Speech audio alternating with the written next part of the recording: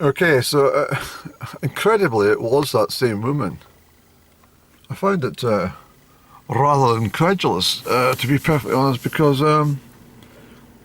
well, what are the chances? I mean, there must be more members of staff than her, but the last time I was here, she was on and she was extremely rude. But I have to say, she bucked up her ideas today and she was, well, overly pleasant, I thought. Perhaps somebody else has complained, but I hadn't complained, but you know what I mean?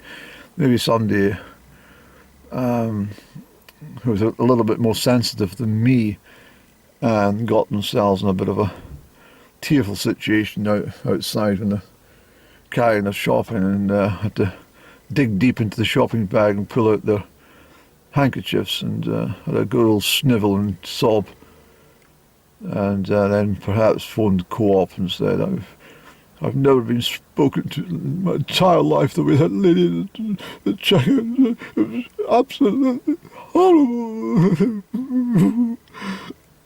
And okay, we'll have a word, madam. I'm very sorry about that.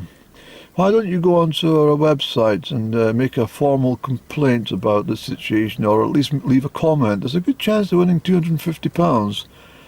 Unfortunately, we'll put 28 cookies on your computer, and we'll track every movement on every shop that you do.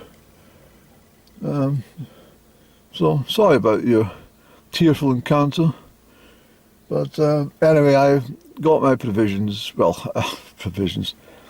I got a couple of bargains. I like going places for bargains, and oh, I never got the damn receipt. See, this is a situation. It's intolerable. It really is. They're legally bound to give you that receipt. I don't want to go back in and then she'll change the whole thing will change in one afternoon with us. She'll go back to her miserable guts self if I go in there and say, oh, you never gave me a receipt.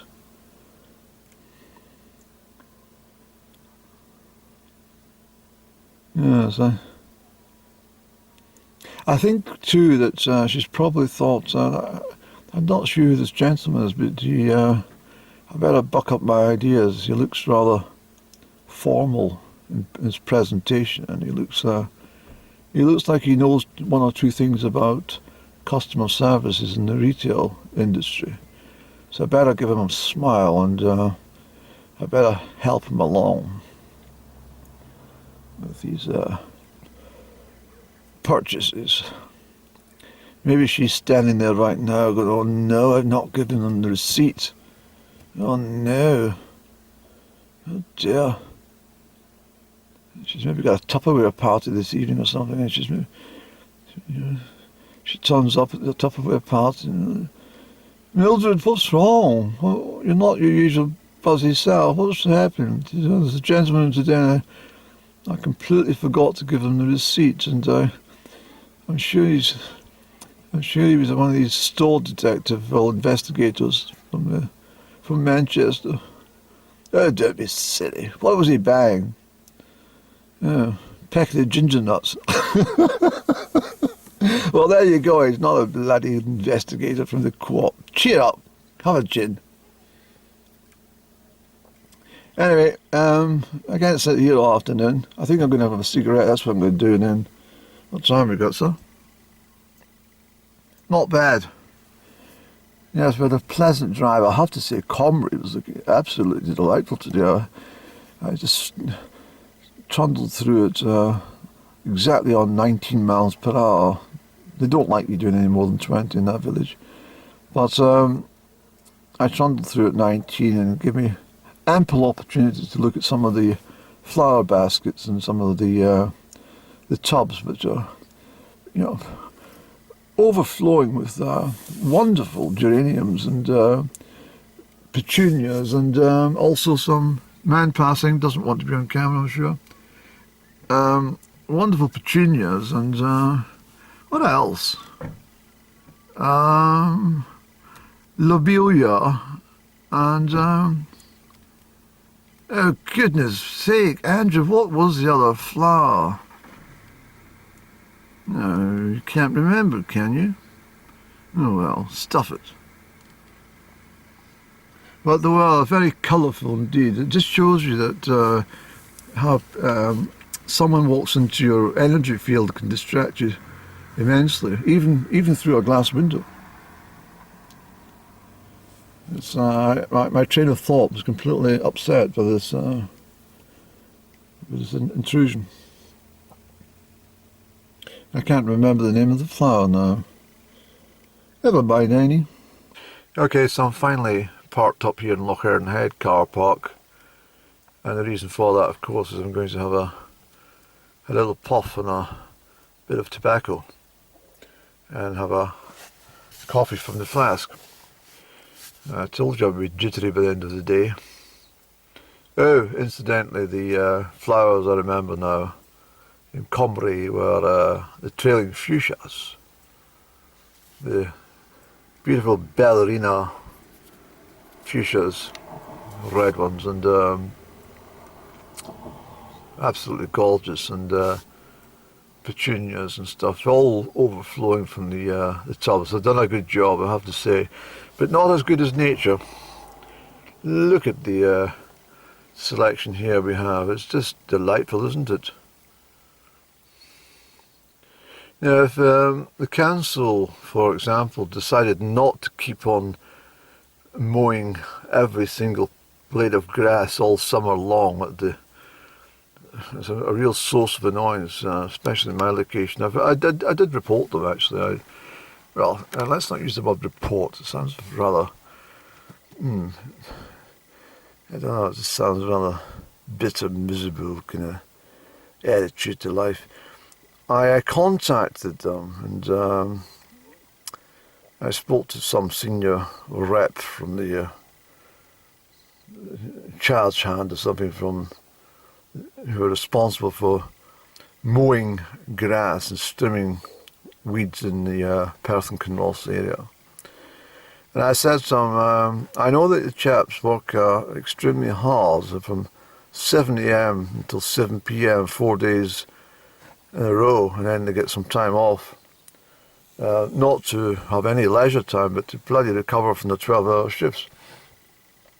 But anyway, he says, what is it you want anyway? I says, well, I'll tell you what it is. You chaps never used to work at the weekend. You used to work like sensible people between Mondays and Fridays.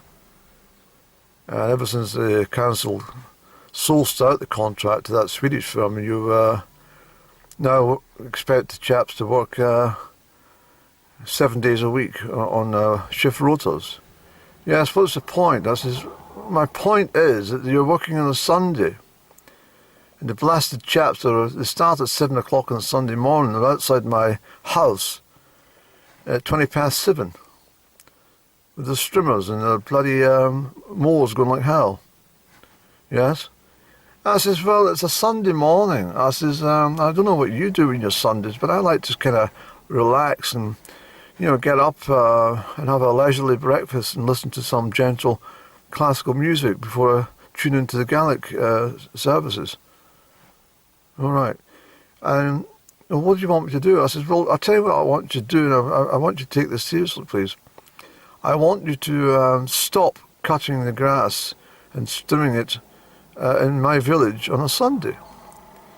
I mean, there's many people here that work hard all week, and it's the only day they get rest. It's also the Lord's Day, and they shouldn't be working at all. And if they have to work, I mean, there's a lot of people as well who have been out on Saturday night and have got severe hangovers, for example, and the last thing they want to hear is some chap buzzing and groaning with a bloody strimmer. And I have to say, it did work, because I was speaking to a couple of the chaps who I know very well, of course, and they do work very hard. And I told them that I called and told them not to bloody come near my village on a Sunday. And they started laughing, and they said, well done. Yeah, we thought it was a bit off as well, but we have to do what we're told. I said, of course. But I says, anyway, I says, I've never had, touch wood, I says, I've never had you again on a Sunday. He says, no, we're not allowed to. They've told us not to come near you on a Sunday. I said, well, great. "What day do you come?" He says, "Tuesdays." I says, "Right. What time?" And he told us roughly. I said, "Well, I'll make sure I'm not in residence. I can't stand the bloody racket." Zzz, zzz, zzz. I said, "Did you give you earmuffs?" And he said, "Yes." I said, "Well, you should give the bloody neighbours earmuffs when you arrive. You should chat the doors and say, here's some earmuffs." And well, what I do actually, if they're there, I just crank up the music for half an hour. I just crank it up so I don't hear them at all. Anyway, it's a rather delightful spot just to be sitting here. It is my familiar, regular spot here in Lochran Head, just to park up. I don't like facing the traffic. But I'm very pleased to say that since I last came up this direction and up Glenogle, they have done a fairly decent job on the tarmac at last. I think I've counted 5 springs have been broken in this vehicle between the Small Glen and Glenogle, I'm sure. 5 times in 2 years. It's quite a lot, isn't it? But anyway, they've sorted all the potholes and they've sorted all the ragged edges, which was terrible for your tyres. So